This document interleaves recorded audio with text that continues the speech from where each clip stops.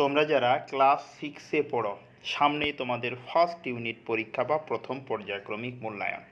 আজকে আমরা আলোচনা করব তোমাদের ফার্স্ট ইউনিট পরীক্ষার ভূগোল প্রশ্নপত্র।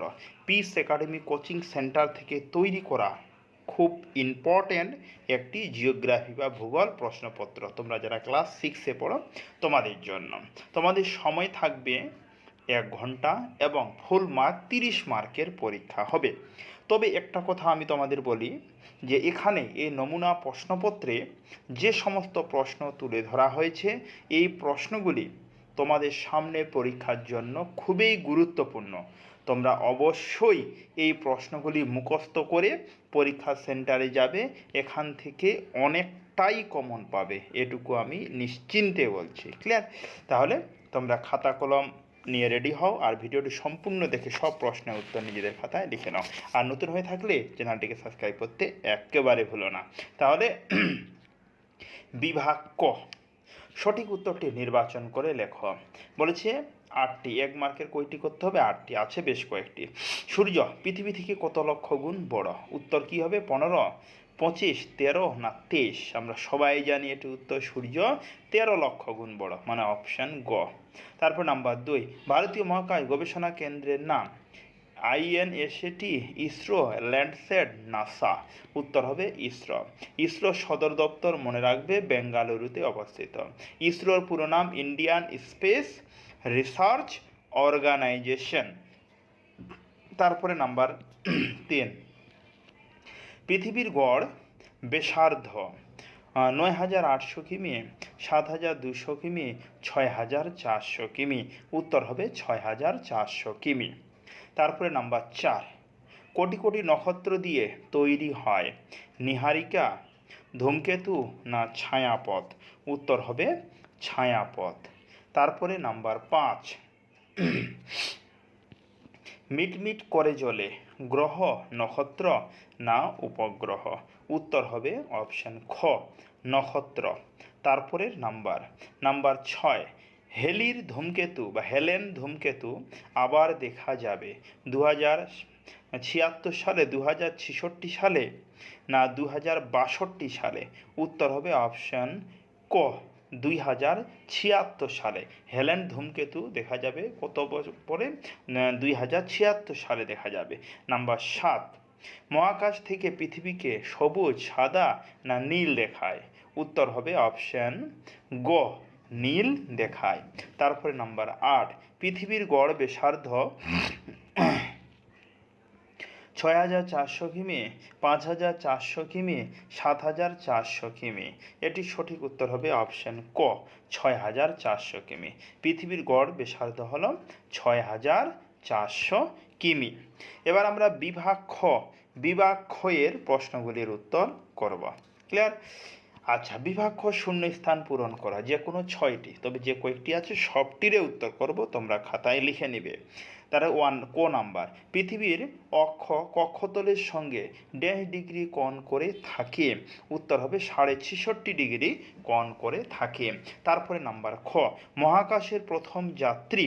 উত্তর হবে মহাকাশের প্রথম যাত্রী হলো ইউরি গেগারিন। রিপিট করছি, মহাকাশের প্রথম যাত্রী কে যদি প্রশ্ন করা হয় তাহলে উত্তর হবে ইউরি গেগারিন।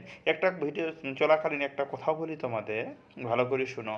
অন্যান্য সাবজেক্টের যেমন ইতিহাস, ভূগোল তো করাচ্ছি, ইতিহাস, বিজ্ঞান, অন্যান্য সাবজেক্টের নমুনা প্রশ্নপত্র অলরেডি দেওয়া হয়ে গেছে। তোমরা যারা এখনও পাওনি, ডেসক্রিপশনে লিঙ্ক দেওয়া আছে, ওখানে গিয়ে বাকি সাবজেক্টগুলির সেই প্রশ্নপত্র অবশ্যই খাতায় লিখে নিয়ে মুখস্থ করবে। তারপরে নাম্বার গ, পৃথিবীর পরিধি প্রায় 1.5 কিমি? উত্তর হবে 40,000 কিমি।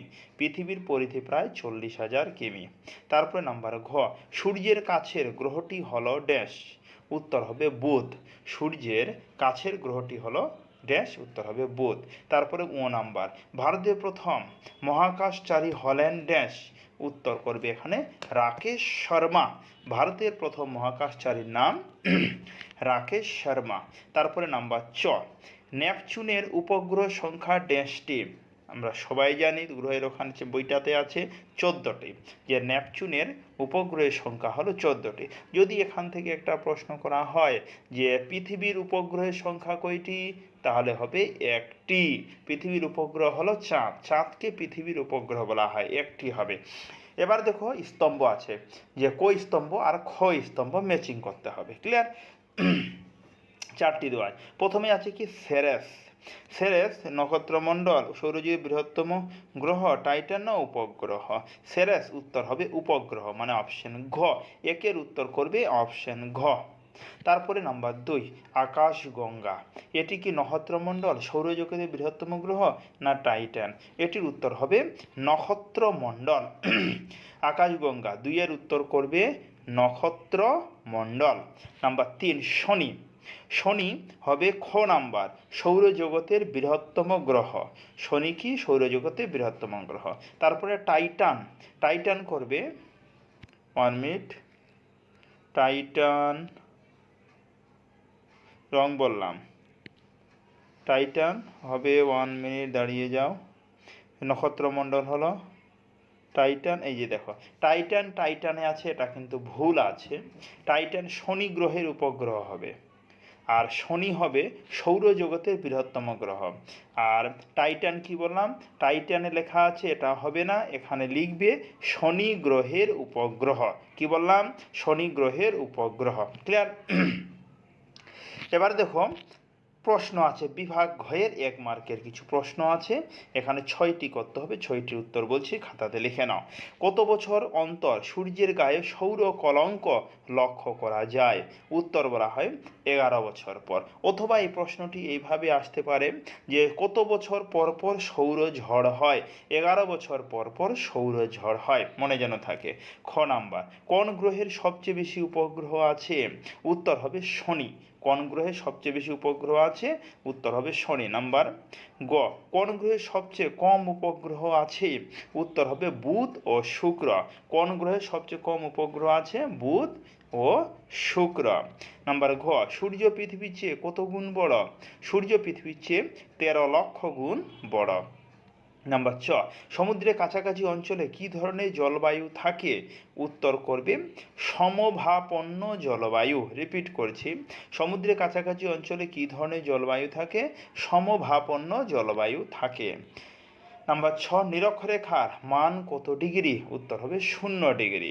নিরক্ষরেখার মান হবে 0 ডিগ্রি। এবার ও নাম্বার, এখানে 3 মার্কের মোট 2টি প্রশ্ন করতে হবে। পরীক্ষার খাতায় 4টি থাকবে মোটামুটি, তবে এখানে আমি 2টি ধরেছি। 2টি প্রশ্ন ব্যতীত আমি একটা প্রশ্ন আর বলবো, তোমাদের ভালো করে শুনবে। জিওট কি, উপগ্রহ কাকে বলে? এখানে 3 মার্কের প্রশ্ন, বই থেকে সহজে পেয়ে যাবে, তাছাড়া ভিডিওর শেষের দিকে উত্তরও দেওয়া আছে। ভারতীয় জলবায়ুর উপর মৌসুমী বায়ুর প্রভাব আলোচনা করো। এখান থেকে আরেকটা প্রশ্ন পড়বে যে পৃথিবীকে নীল গ্রহ বলা হয় কেন? কি বললাম, পৃথিবীকে নীল গ্রহ বলা হয় কেন? আচ্ছা, এবার ক এবং ক্ষয়ের প্রশ্নের উত্তর। এই যে দেখো 3 মার্কের প্রশ্ন উত্তর, জিওট কি, উপগ্রহ কাকে বলে, দুটারে উত্তর। আচ্ছা, তারপরে হলো ভারতীয় জলবায়ুর উপর মৌসুমী বায়ুর প্রভাব সংক্ষেপে লেখো। এই যে চালু হলো, এই যে ভারতীয় জলবায়ুর উপর মৌসুমী বায়ুর প্রভাব, ক্লিয়ার? তাহলে তোমাদের আজকের ভিডিওতে আলোচনা করলাম তোমাদের ফার্স্ট ইউনিট পরীক্ষার ভেরি ভেরি ইম্পর্ট্যান্ট এ ভূগোল নমুনা প্রশ্নপত্র। অবশ্যই এই প্রশ্নগুলি নিজের খাতায় লিখে তৈরি করো, সামনেই তোমাদের 2 তারিখ থেকে পরীক্ষা হচ্ছে। তাহলে কথা হচ্ছে এর পরের ভিডিওতে। আজকে এই অবধি, ধন্যবাদ।